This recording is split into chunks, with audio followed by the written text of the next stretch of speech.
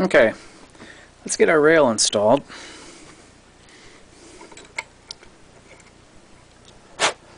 Alright.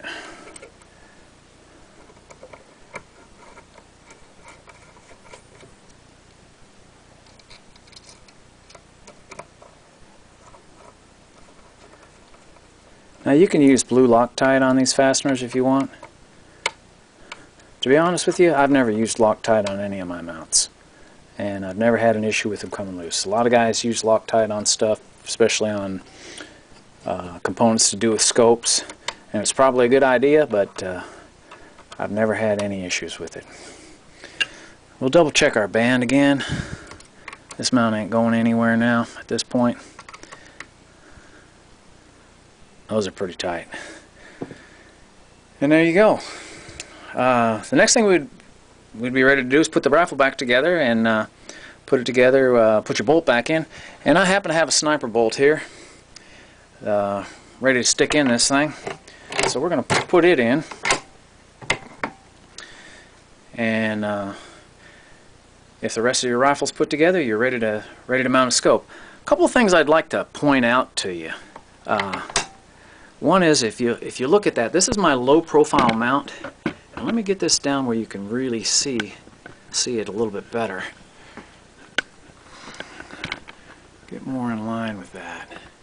Alright, there you go. That's a very low mount.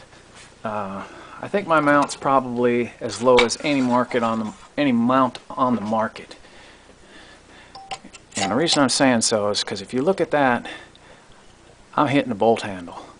I'm on the bolt handle. If I was to try to mount a scope there, you can see that there's a gap. I can just about stick that whole Allen wrench in there. It's probably and let's get her down there so you can see it a little bit better.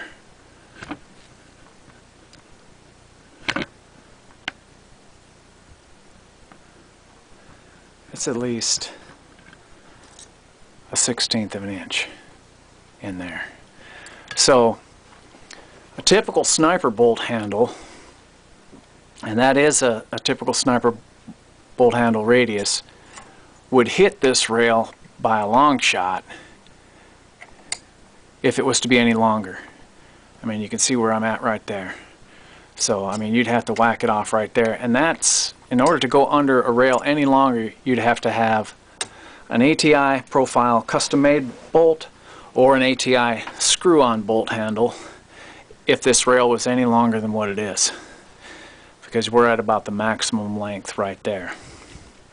And of course the ATI bolt handle requires that you inlet your stock, and a lot of guys don't particularly care to do that. So that's the size of the rail, the reason for the size of the rail. Now, here we have a see-through mount, which sits 3/8 of an inch higher. And the see-through mount, let me show you on another rifle.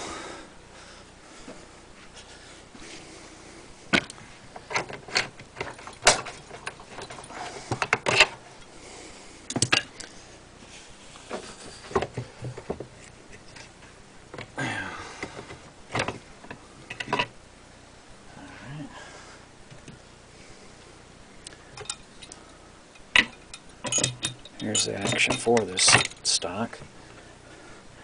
The see-through mount sits 3/8 of an inch higher, and the rail is 1 inch longer. The reason it could be 1 inch longer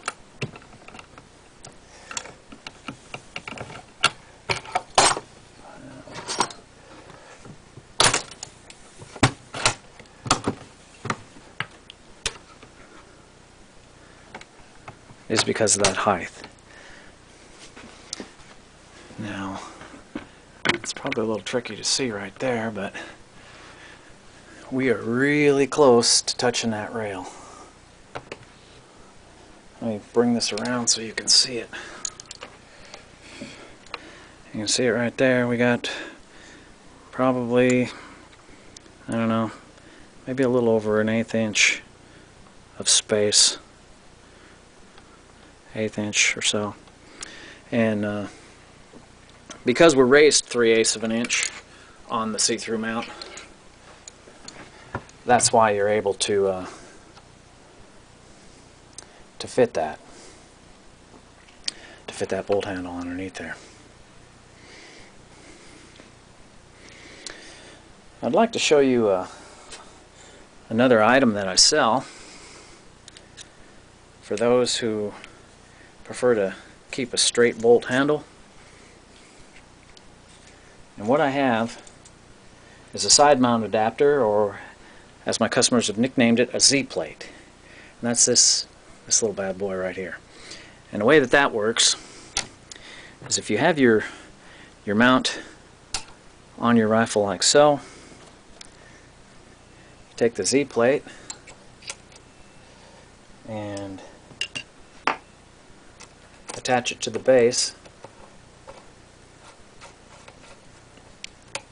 with 2 screws. We're just going to use one for demonstration purposes here. Put your rail, you got 3 holes, so you can adjust the amount of rail offset to the left of the rifle. I usually start out with the center one.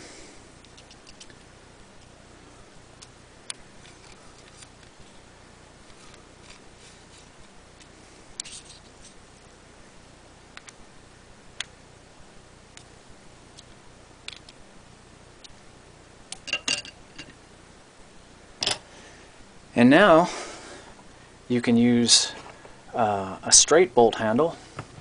I'll turn the rifle here so you can see what we got going. When that's mounted on there like so, you can see that you could easily fit the straight bolt handle in this area. Now you got to be careful of your windage knob, which protrudes out in this area, that you don't hit it when you're opening the bolt, because you'll be pretty close to that. And but the Z-plate can be used on a see-through mount or a low profile mount. Fits any of my mounts. And if one was to decide, hey, you know, I don't really particularly want to go that route anymore, I want to go ahead and have a sniper bolt and have my scope right above the middle of the barrel, you can always just take the Z-plate off, put your rail back on there, get your sniper bolt, and you're good to go. So it's another option. Gives you another choice so that you can utilize your straight bolt handle and still have a standard eye relief scope, which most of us are accustomed to using.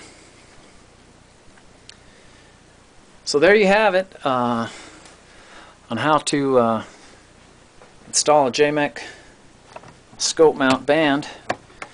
That's probably the trickiest part of doing the rifle. And like I said, with a hex receiver rifle like this, you know, I could show you how to put one on a hex receiver, but it's pretty much the same.